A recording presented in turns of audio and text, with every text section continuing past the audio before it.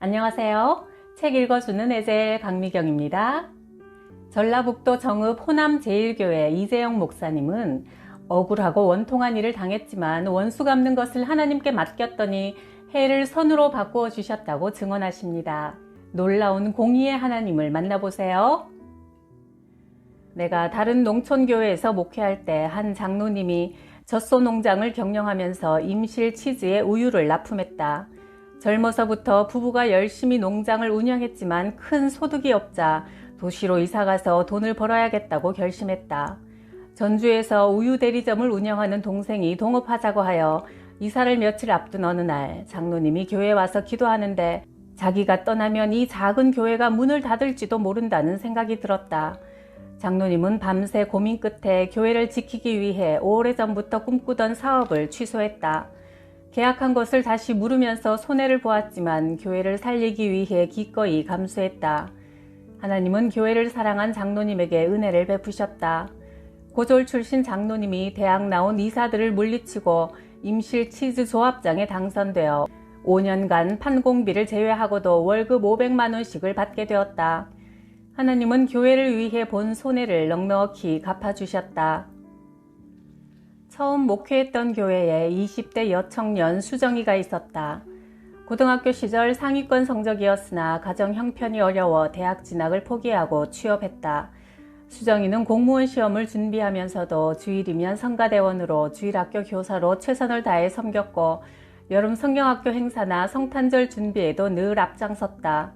시험 공부에만 전력 투구해도 합격하기 어려운데 이처럼 귀한 시간을 쪼개어 하나님께 드렸던 수정이에게 하나님은 은혜를 베푸셔서 공무원 시험에 합격했다.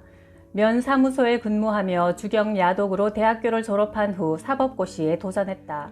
고시 전문학원에서 사법고시에 함께 도전한 청년을 만나 결혼했고 남편과 함께 변호사 사무실을 개업했다. 반면 두 번째 교회에서 만난 대학교 3학년 우성이는 초등학교 시절부터 신앙생활을 잘 해오던 청년이었다. 그런데 어느 주일부터인가 모습이 보이지 않았다. 몇 주일 기다리다가 신방을 갔더니 공무원 시험 공부를 위해 당분간 신앙생활을 중단해야겠다는 것이다.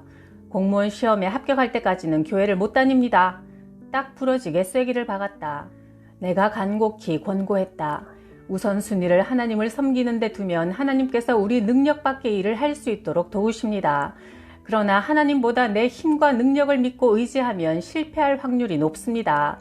주일에는 예배드리면서 휴식을 취하세요. 그러면 하나님께서 은혜를 베풀어 좋은 길로 인도하실 겁니다. 그러나 한 번 굳어진 마음을 돌릴 길이 없었다. 청년은 평일은 물론 주일과 휴일에도 도서관에서 살다시피 하며 공무원 시험 준비에 몰두했다. 교회와 예배는 잊어버린 지 오래였고 이제는 하나님과 무관한 사람이 되어버렸다. 그는 대학 3학년 때부터 도전했지만 졸업한 후에도 해마다 번번이 합격하지 못했다. 결국 공무원 시험을 포기하고 중소기업에 입사했다. 시간이든 물질이든 재능이든 하나님을 위해 드리는 것만이 후일에 보장받을 수 있는 가장 확실한 투자다. 너의 길을 하나님께 맡겨라. 그를 의지하면 그가 이루시고 너의 갈 길을 가르쳐 보이시며 너를 주목하여 훈계하시리로다. 시편 37편 5절, 32편 8절. 목회 6년차 되던 해 전라도 농촌교회에 부임했다.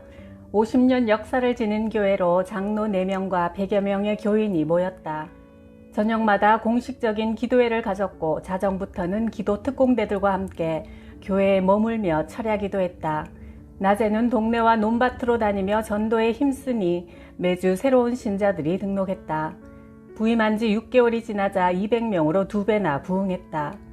매일 밤 기도회는 하나님의 은혜와 능력을 체험하는 뜨거운 시간이었다. 고질병, 난치병들이 치료받고 응답이 넘치자 은혜로운 교회로 소문이 나 부근에서 한 번쯤 오고 싶어하는 교회가 되었다. 소문이 잘 나다 보니 농촌교회도 부흥할 수 있다는 내용으로 국민일보와 교단 신문을 통해 전국에 알려지기도 했다. 교인들의 얼굴에는 웃음꽃이 만발했고 주일이면 축제 분위기로 은혜 넘치는 예배를 드렸다. 교인들 숫자가 많아지고 교회가 새로워졌으면 그에 걸맞는 행정과 조직이 필요했다. 그런 의미에서 인사를 단행했다. 목사는 목회에만 전념하고 장로들이 교회를 운영하도록 제도를 정비했다. 그동안 재정을 맡아온 수석 장로를 운영위원장으로 임명하고 재정위원장은 새로운 젊은 장로에게 맡겼다. 그러자 개척 당시부터 오랫동안 재정을 관리했던 수석 장로가 불만을 품고 목사를 내치기 위한 모의를 추진했다. 그 소식을 들은 선배 목사가 수석 장로들과 손을 잡았다. 그들이 함께 나를 내보내고 선배 목사가 부임해 오려는 욕심이었다. 어느 날 수석 장로가 내게 만남을 요청했다. 장로들이 굳은 표정으로 앉아있는 가운데 수석 장로가 입을 열었다. 목사님, 교회를 떠나주십시오. 사전에 한마디의 예고나 협상도 없이 무작정 사임을 요구해왔다. 세상 사람들도 이런 비열한 행동은 하지 않는다. 직원들을 퇴직시킬 때는 적어도 3개월간의 시간적인 여유를 주는 것이 통례다. 그런데 장로들은 막무가내로 당장 그만두라고 고집했다. 내가 이유를 물으니 합당한 사유도 없이 그냥 목사가 싫어졌으니 교회를 떠나달라는 것이다. 내가 부임한 후 교세도 교인 수도 재정도 모두 배로 성장했기에 장로들은 나에게 합당한 사임 조건을 댈 수가 없었다. 목사님이 사임하지 않으면 교회는 둘로 쪼개질 겁니다. 목사님을 따르는 교인들은 본당에서 예배 드리세요. 우리는 교육관에서 다른 목사님을 모시고 예배 드리겠습니다. 어떤 이유에서든 교회가 분열된다면 책임자로서 하나님의 심판을 피할 수 없으리라는 생각이 들었다. 저들의 말과 행동은 참으로 황당하고도 야비했지만 하나님의 심판이 무섭고 두려웠다. 교인들에게 목사 추방운동이 알려지자 젊은 집사들과 장로들이 한자리에 모였다. 지역의 지도자이며 사업가인 남자 집사가 입을 열었다. 아니, 장로님들, 엊그제까지만 해도 우리 목사님 같은 분이 없다고 입이 닳도록 칭찬하시고 자랑하시더니 왜 갑자기 당장 사임을 요구하시는지 답변을 듣고 싶습니다. 수석 장로가 궁색한 답을 했다. 특별한 이유는 없습니다. 모두 우리 교회를 위해서입니다. 여러분도 우리처럼 장로가 되면 우리 심정을 이해할 것입니다.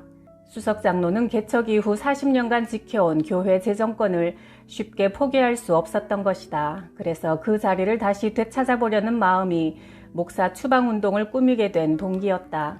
장로라는 기득권을 앞세워 인간적인 욕망만 채우려 하는 모습에 부하가 치밀었다. 마음 같아선 나뉘어 예배를 드리더라도 부도덕한 장로들과 맞서 싸워 이 자리를 사수하고 싶었다. 매일 밤 교회에 앉아 하나님 앞에 내 억울함을 쏟아놓을 수밖에 없었다. 성령님께서 이런 감동을 주셨다. 원수 갚는 것은 내게 맡겨라. 예수님처럼 살기 원한다면 양보와 희생의 모습으로 조용히 떠나라. 그리스도의 몸인 교회 안에서 소란을 피우며 싸우면 세상에 덕이 되지 못한다. 나는 마음을 굳혔다. 설령 갈 곳이 없어 길거리에 움막을 치더라도 내가 사임하자. 그래야 하나님 앞에 서는 날 떳떳하고도 아름다운 보고를 할 수 있지 않겠는가. 장로들이나 그 배후를 조종하는 선배 목사가 두려워 사임하는 것이 아니었다. 후일 하나님의 심판이 무섭고 두려웠기 때문이다. 교인들이 분열되어 한 울타리 안에서 서로 싸우며 나뉘어 예배 드리는 것은 절대로 안 되는 일이었다. 그것은 예수님을 다시 십자가에 못 박는 일이기 때문이었다. 나는 교회를 개척하기로 하고 시내 변두리에 10여 평쯤 되는 상가를 월 10만 원에 빌렸다. 교회로 돌아와 장로들에게 개척 결심을 통보하자 수석 장로는 퇴직금은 물론 이사 비용도 주지 못한다고 했다.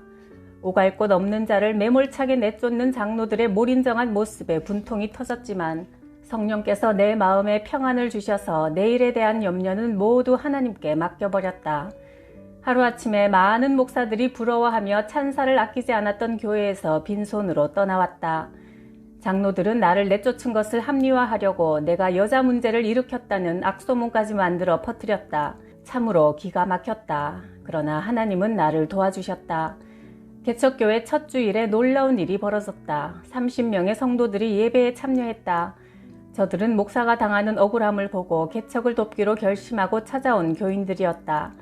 대부분 장로들의 부당성에 항의하며 울분을 터뜨린 집사들이었다. 개척한 지 한 달 후 시내에서 목회하는 젊은 목사가 나를 찾아왔다. 저희 교회는 10년 된 교회로 300평 대지에 50평 건물이 있고 2층 주택도 있습니다. 그런데 저는 더 이상 교회 운영할 힘이 없으니 목사님이 교회를 인수해 주십시오. 우리는 기꺼이 그 예배당을 인수하여 식당, 목양실, 교육실까지 증축했다. 하나님이 주시는 감동에 순종하여 억울한 손해를 감수했더니 좋은 일꾼들을 붙여주시고 필요한 자금과 시설까지 예비하시어 개척의 길을 놀랍도록 형통하게 하셨다.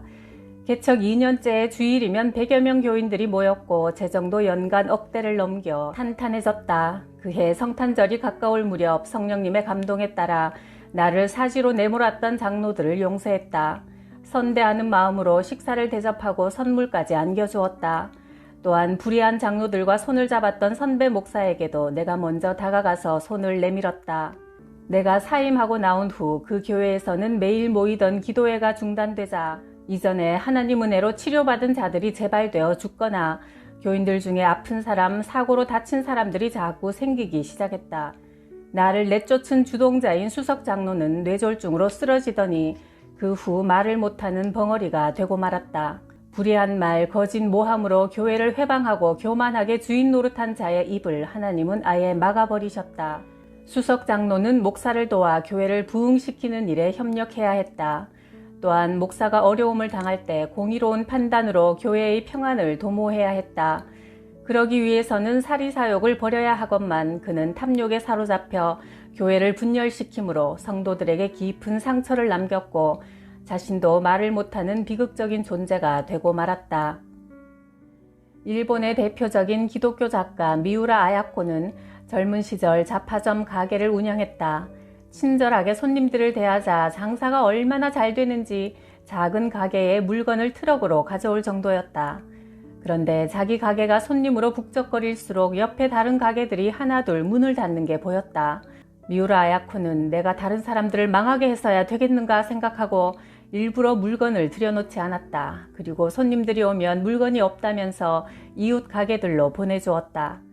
그러다 보니 이제는 다른 가게들이 바빠지고 미우라는 한가해졌다. 남아도는 시간에 책을 읽으면서 글을 쓰기 시작했고 신춘문예에 응모해 당선되었는데 그 책이 바로 미우라 아야코의 유명한 대표작 빙점이다. 그 책이 베스트셀러가 되어 장사할 때와는 비교할 수 없이 큰 돈을 벌었다.